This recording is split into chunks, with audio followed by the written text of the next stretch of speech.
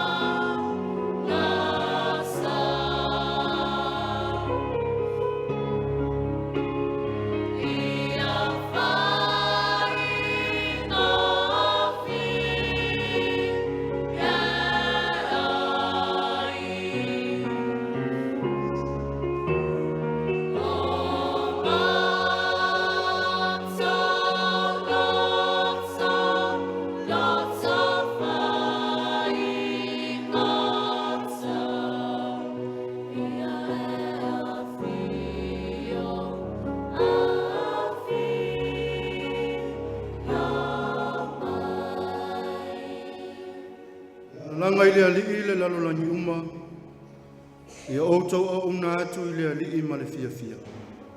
O mai a outou I ona luma ma le alanga fia fia. A wae le lei le ali'i, e whaavavau lava lo nalofa. O le tatalo mo le anganga pa ia, tātou wifo ma tatalo le atu. Le atua sili sili e se, o le na whapa ia ina tangata I lo suafa pa ia. Ma tau te wala au atu I le mi ngau ma le whaalo alo tele te tau ai. Ia e le lingi mai lo nganga pa ia yo mātou runga. E peiona e whaia I le au perofeta ma le au apostolo na mu. Na ia mātou mauti noa ai lo whaatasi mai le neisa uninga. I mawhai ai o na mātou whaia vi inga e tatau ma lo mamanu. Mawhai ai o na mātou whai tau I lau awhionga mai loa lo fina ngalu. Mawhai ai fōi o na mātou te talo ma le tonu ma whaanongo longo ma le manini. Ta nganga pa I ae a whio maia. Wawa mātou wala au ma ole atu e ale le suafu ma malu Yesu Keriso. Ma lo mātou wali ma lo mātou whaola. Amen.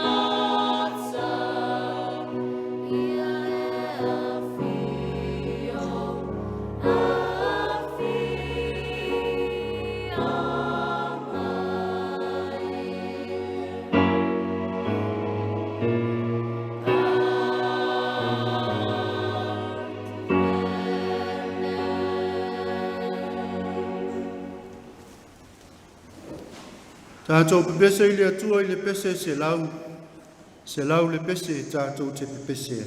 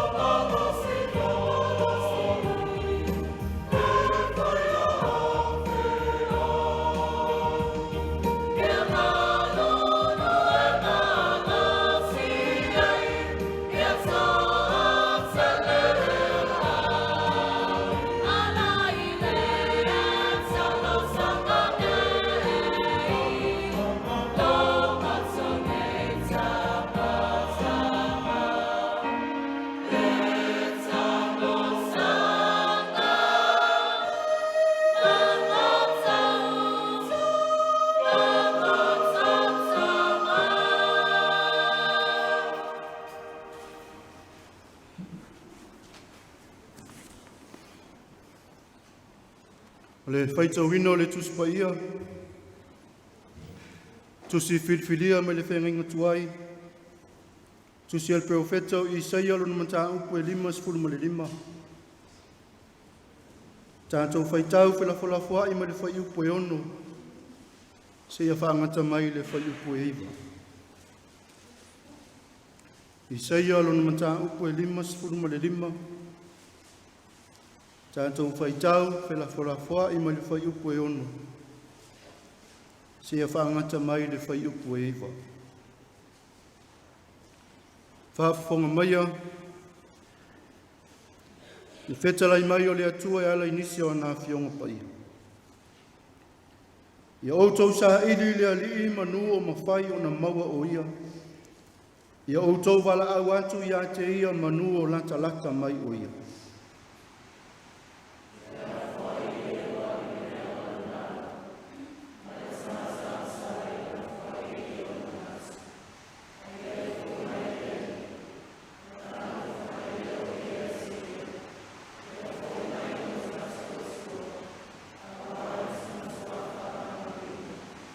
Wa o manatu e leo outou manatu, o uala e leo outou uala, ua whetalai mai ai le ali.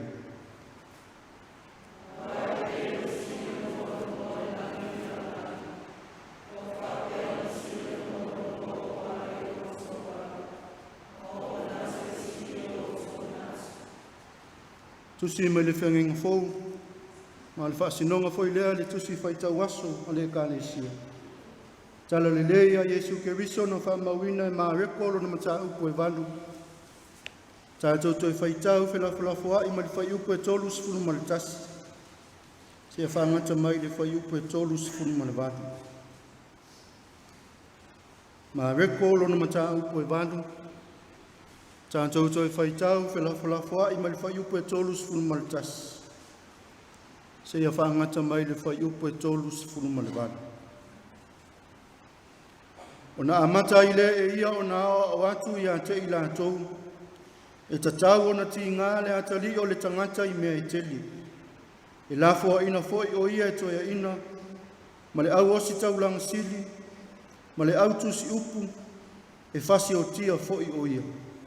A ma vai aso e tolu i le toi tū mai.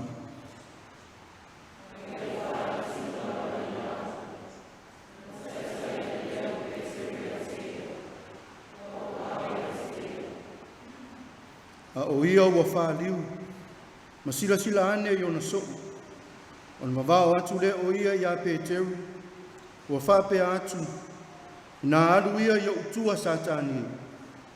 A wā e tele loto i mea le atua, a o mea tangata.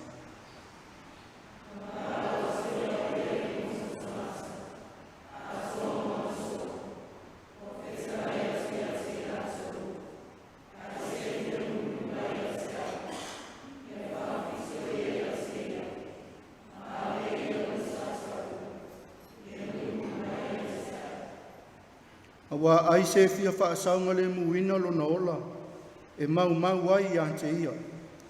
A o le wha mau lo na ola o na wau ma le tala le lei, e whaasauina e ia.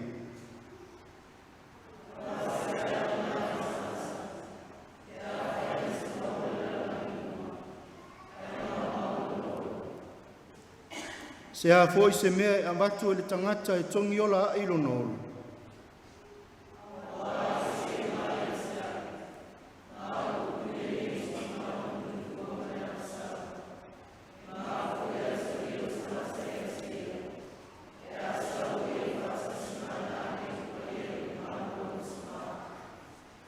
Whamanu ia mai le atua i le tātou whaitau ma whalongolongo i upola nā whionga pa ia. Ma ia tū mau pēr ia te ia luna lava vi inga. Nei se ia o i le whāwawau. Amen. Tātou toi te pese i le atua i le pese lua se lau se fulu ma le fitu. Lua se lau se fulu ma le fitu le pese. Tātou te toi te pese e.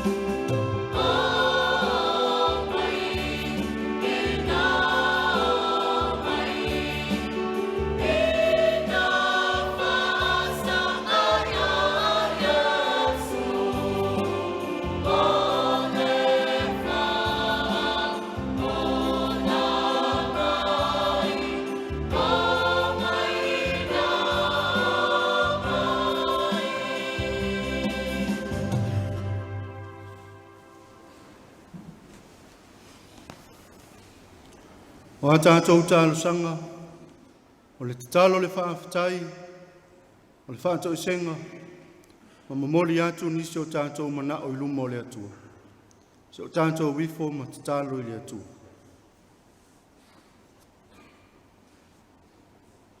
Ni atua mamanai,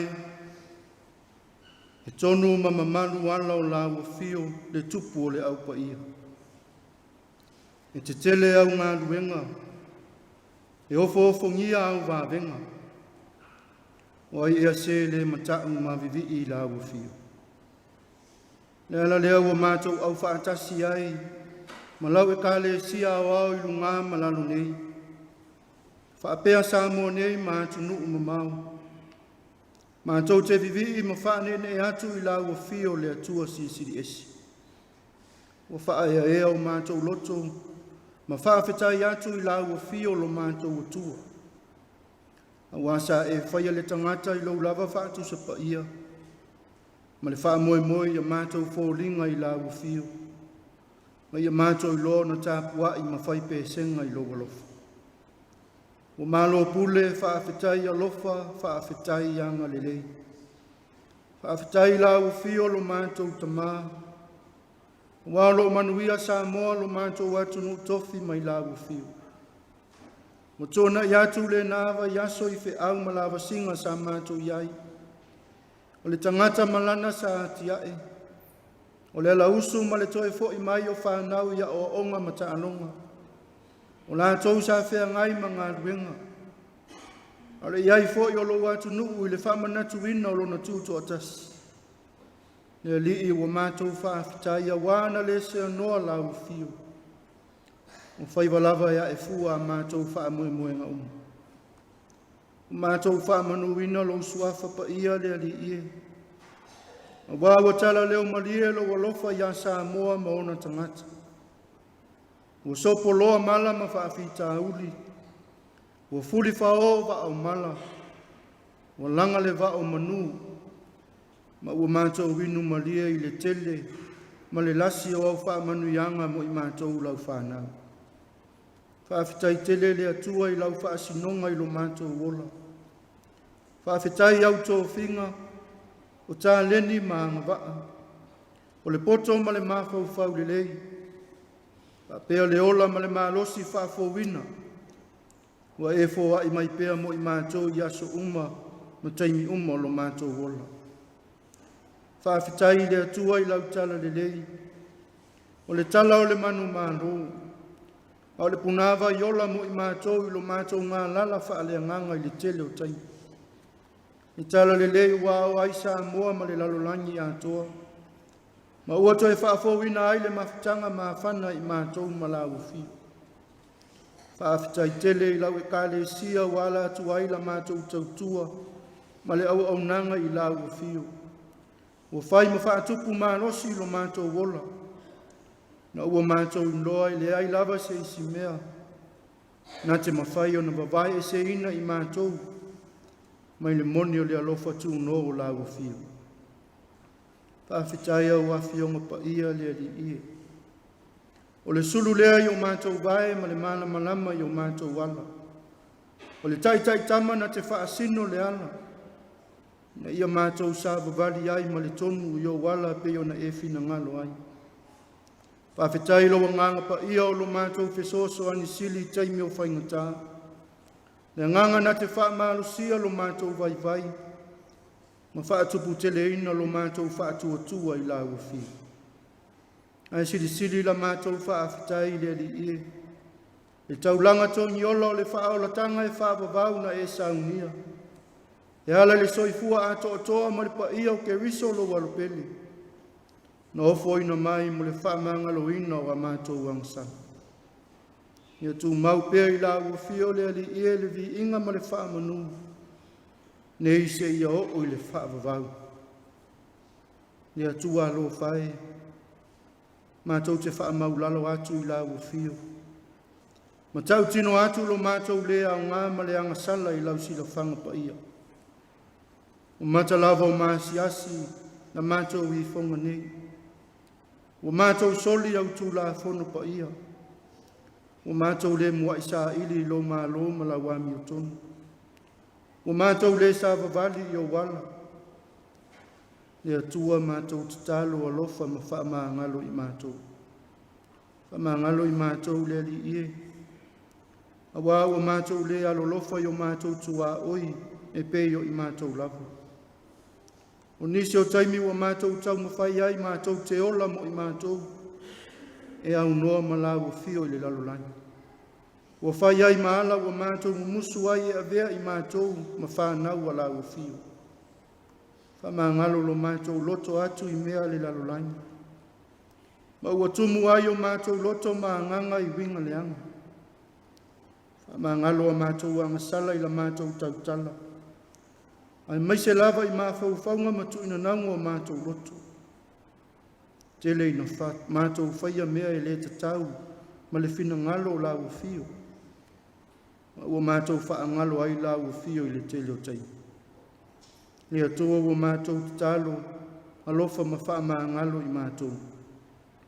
Wha maa ngalo sa mua lo wātunu. A fua mai lava i e ua whai matai tai, se iau o lava i se ua upito i titi. Wha maa ngalo lau e kāle sia, a whai wale a toa la mātou ngā luenga tā lai o le tala le le. Na ua mātou wha mua mea whātau waa o le ne yola. Ua ama ai la mātou wa ai la ua fio malofi na ngana. Wha maa ngalo le pule ali ima whai pule i nuu maa fio anga taitasi. Wha maa ngalo le whautua ma le tua lalo wha le tua matausi wha apea tina i tutonu a inga. Ma ngalo le fatu a inga tausi a le aua luma ma le maa losi o le nu. Pa pea na ia mātou whanau. Lo lātou le ustai ma le wha maa oni o lātou wala winga. O mātou tatalo lava ma le loto maulalo le ali ie. Se alofa ma wha maa o mātou se maa ngasa. A vea ia le toto pa iyo Yesu ke viso lo mātou o li ma le wha aola. O le toto le whenga fau no wha malingina. Na ia wha mama, ma wha fawina ai o mātou tangata elea, ma le anga sala i lumo o lau fio. Ai o mai pea lau fio le ali ia ala i loa nganga pa ia. Na ia mātou i loa ai o na sala mō wha maunu. Mātou te fuli tu ai le anga. Ai mātou wha asanga atu i lau fio le atua o manuia.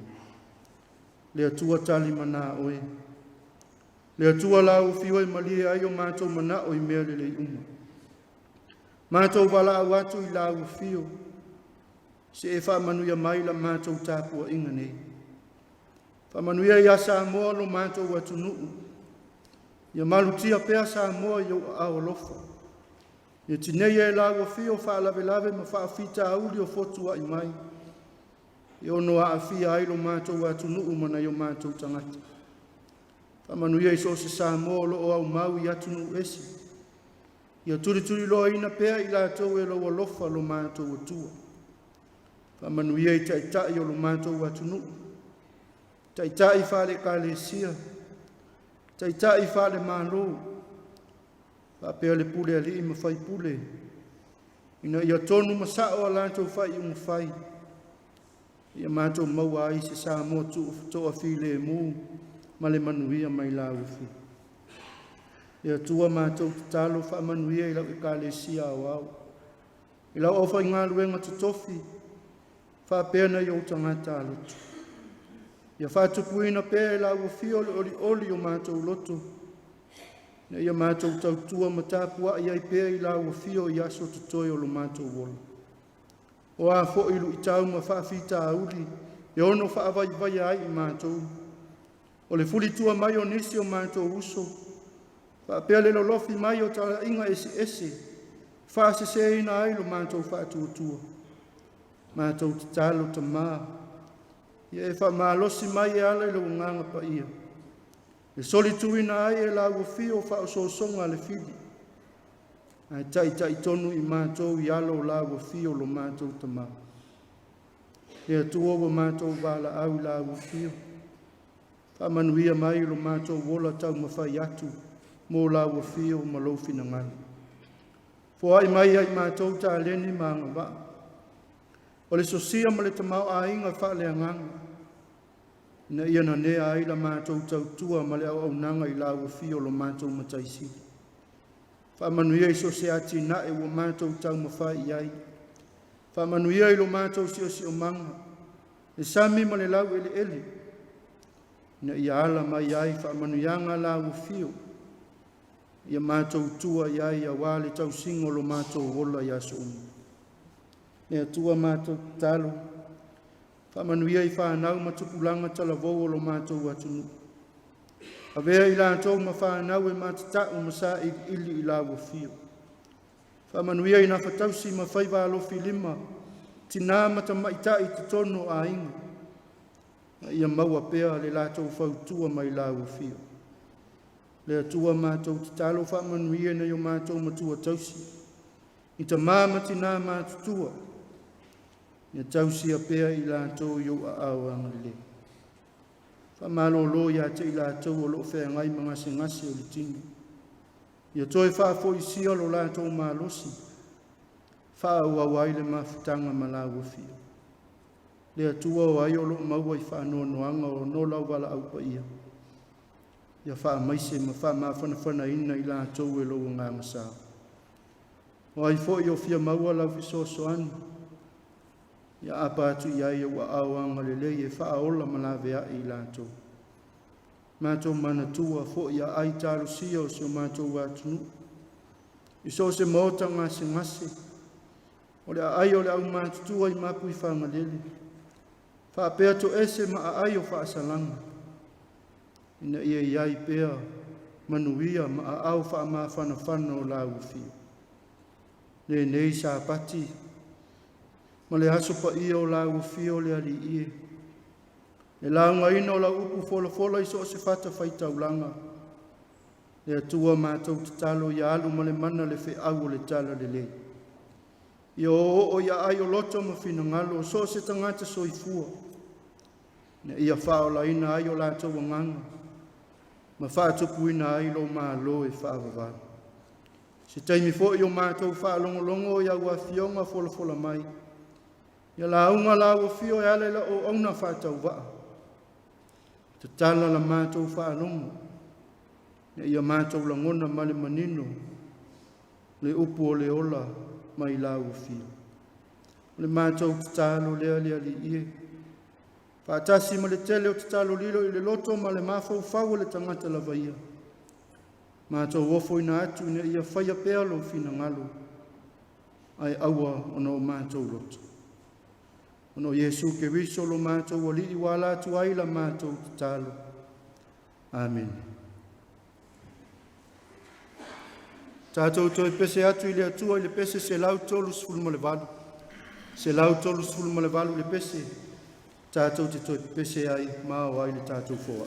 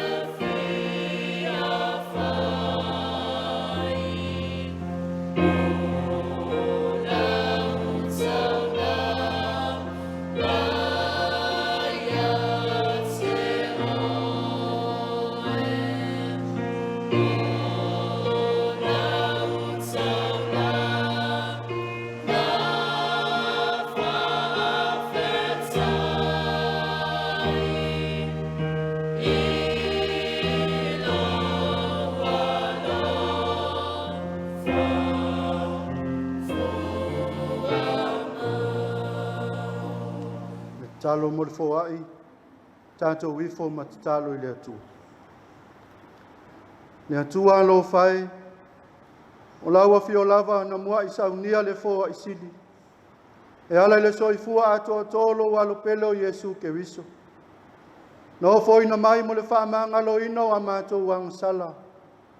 A o le wha o le tanga lava leo lo mo le lalo lanyi ang sala. O le afuanga leo lo mātou wola whaitau langa I la fio lo mātou watua. Mātou toi au ina hai se vaenga o lo tamau a inga wha soa mai e ala I tupi. Mātou toi o foi na atu e whaima mātou tau langa wha aftai. E ui lava ina le wha atu salia I lo walofa mai. Ai tau ia se mea I longa ai lo mātou loto whaafitai la ua fio lo mātou tamā. Mātou tatalo le li ia se alofa ma e talia mai. Whapa ia ma whaamanuia whaatasi mo mātou tangata atoa. Ina ia whaonga ina mo lau fe au ma lau tala le le. Mātou tatalo le alatu e Yesu ke riso lo mātou walii ma lo mātou whaola. Amen.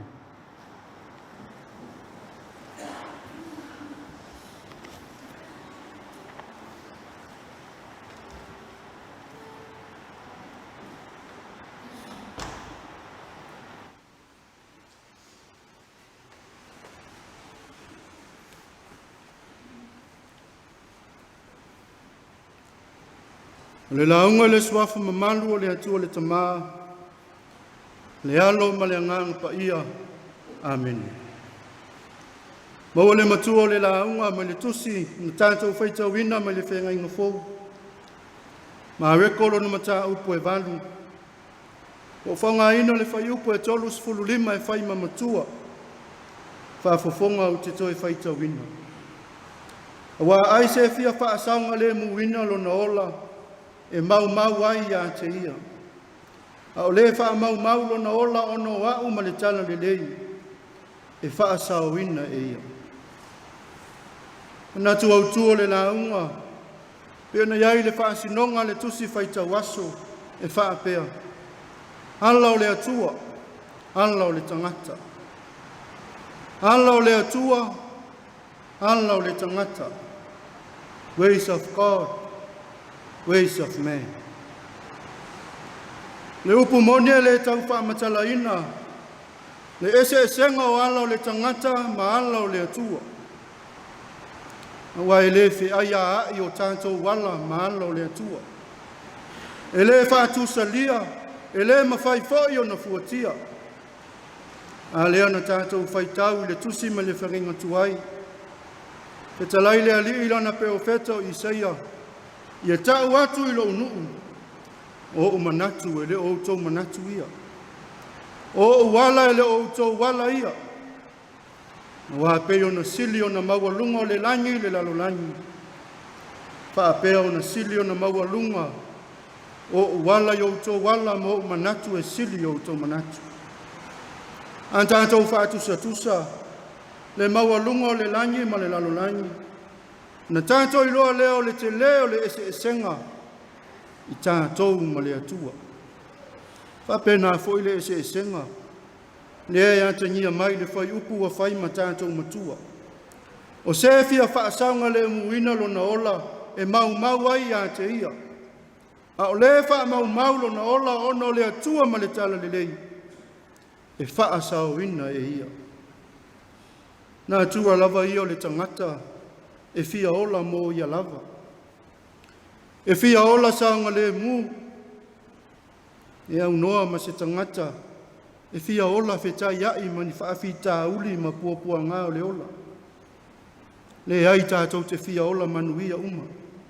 Tātou te fia ola fi le mu. Ola e au noa ma wha lave ma me whai. O ala ia wha le tangata. Tala noa iai le manatu au tua le nei asu sa. Pei tai o ala wha le atua. Pei o na au mai le whai upu o whai mamatua. Ia wha mau lo ola mo le ali ma le tala le lei. O le alo na winga. Ia au ngā lo ola mo le atua. Ia wha o ngā lo ola ia ola ai le isi tangata. Tu sa lava pe iu. Ina mau ai lo ola. a ia whaia pea wala ia o le atua.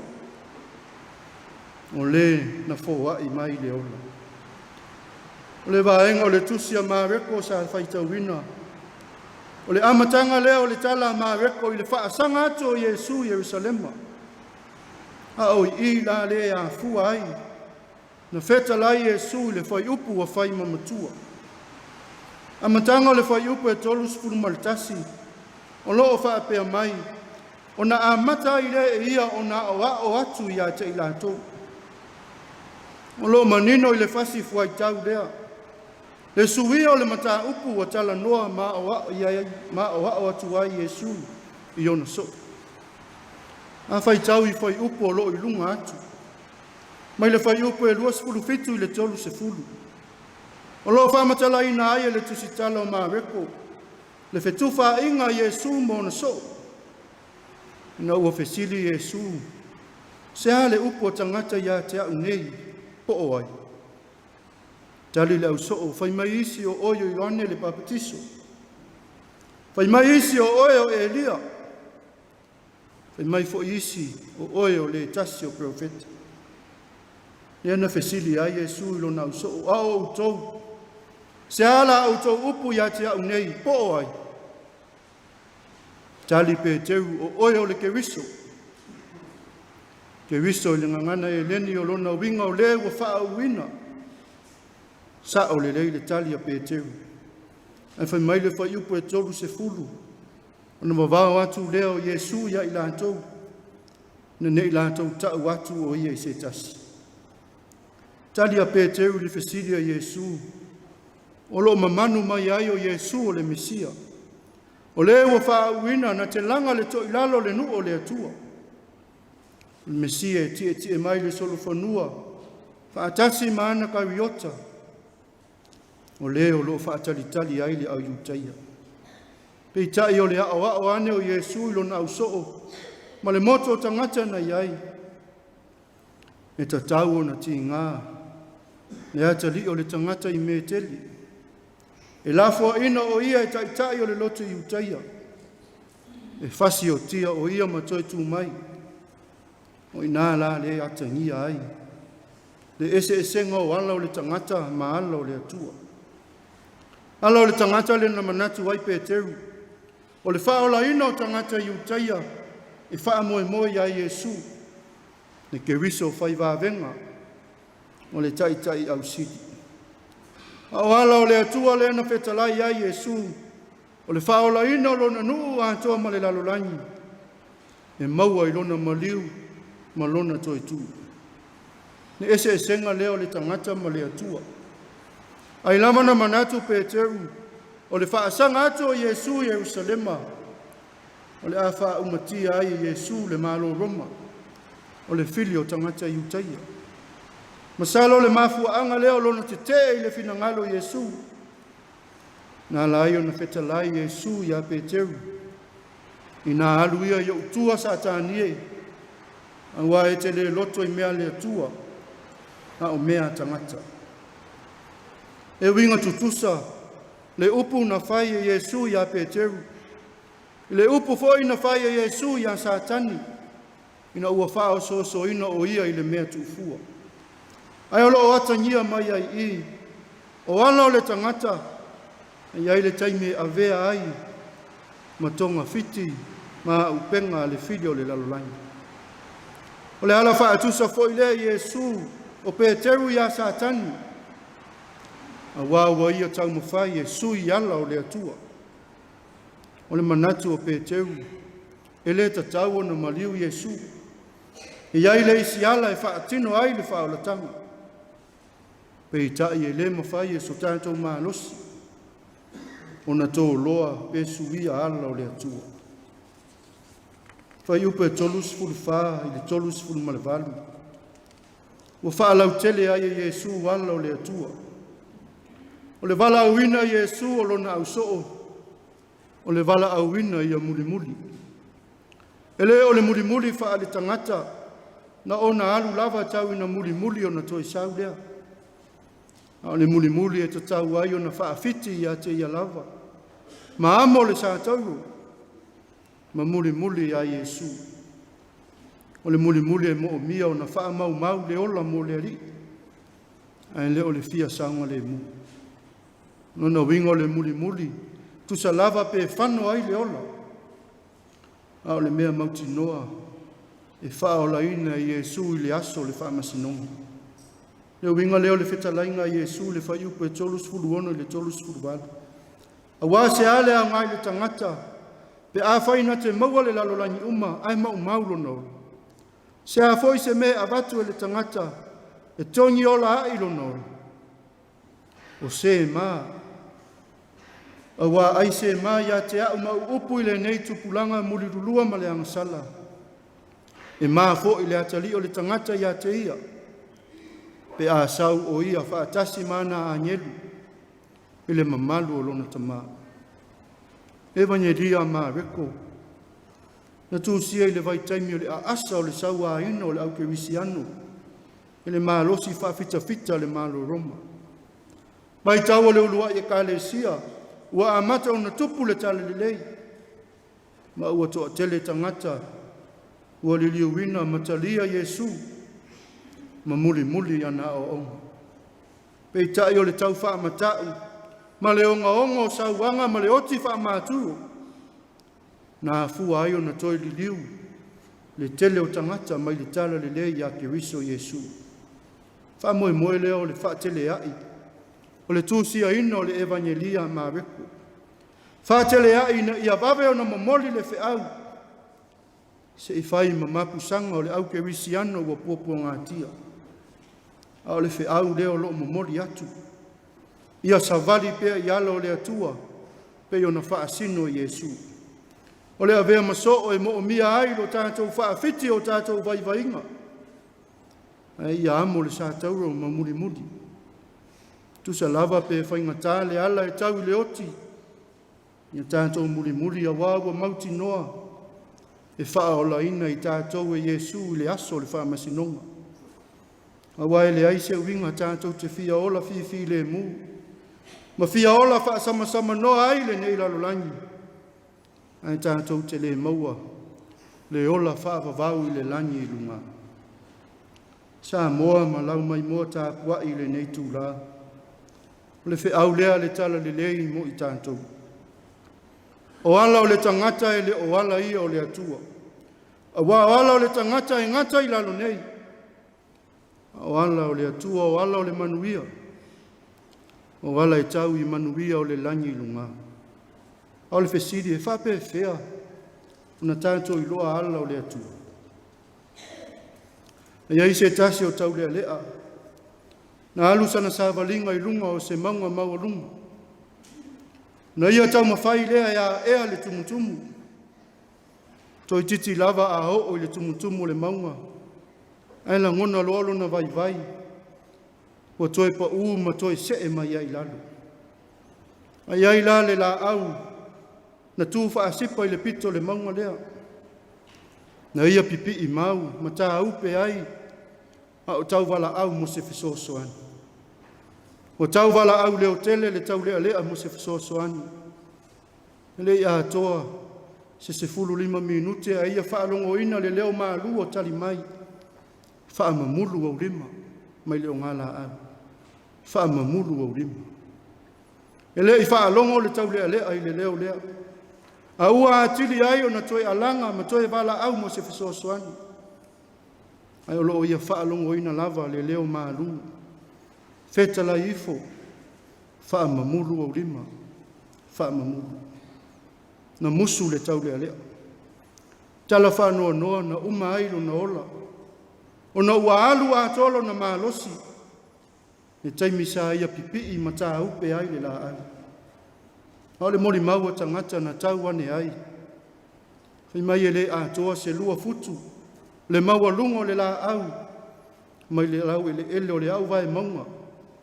Lea sa ta upe ai le tau lea. Ana wha pea na te wha mamulu le o ngala au. E le a wha ina lo na ola. E o lava i se wā inga o lo na tinu. O ala o le atua e ala ese lo na wha sino mai. E le mawhai e lo tātou poto o na whai tau le atua ma lo na finangalo. Awa na o le atua lava e pule au le ola o le tangata ma le nei lalolai. E ai taimi asa ngata ai le ngā wao le awala. Whaasino mai e le atua mo i tātou. Pei tai o le ala le nā tātou te sao ai. E na ona tau wha matau o lona tino mai. Aua mahe au na tapena ma wha lau le lei e le atua mea uma. Mo i tātou. Awa e le tua uno ina e le atua. Lana wha nau wha atua tua. E whea ngai ma wha whita uli ma puapua ngā le ola. Awa o le atua alofa. O le atua e lata mai taimi o le mautonu ma le puapua ngā tia. Ala le nao le whai mai o le peofeto i Isaia. Whai upo le tusi sa whaita uina ma le whenginga tuai. Ia outou sa ili le alii manu o mawhai o na maua o ia. Ia outou wala au atu ia te ia. Manu o lata mai o ia. Lenga ngana e peru na whaari liu mai ai le whai upu lea. O lo ta ofi ai le au su o le tusi pa ia. E mawhai o na toi wha upu e wha pea. Ia tātou sa ili le ali. Manu o sa ili mai o ia i tātou. Wala au atu ia ia te ia. Manu o lo wha lata mai o ia i tātou. O ala ia o le atua. Ne whai mai ai Isaia e maualunga atu nei lo tātou wala. Awa i ai taimi tātou te la lafi ai. Mai le atua, mai isi o tātou uso a tangata.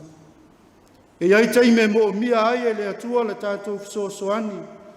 Ma le wha mawhana atu i o tātou uso. Pei tai, te leo taimi wa tātou leilo loa ai. Pei tai o le atua malona alofa. Tātou te sa ili atu, au lo sa ili mai foi o ia. Sa mua aua tātou te loto vai. Aua foi le whapapole ina o tātou loto. Aua lo soifua le atua. E nā te sa ili mai lava mo oe maa. I taimi mai tu waso. Fesoua ina ai la tātou fōlanga. Pāua o lea ia tātou sa vavali. Ma ia tātou muri tai ala o le atua.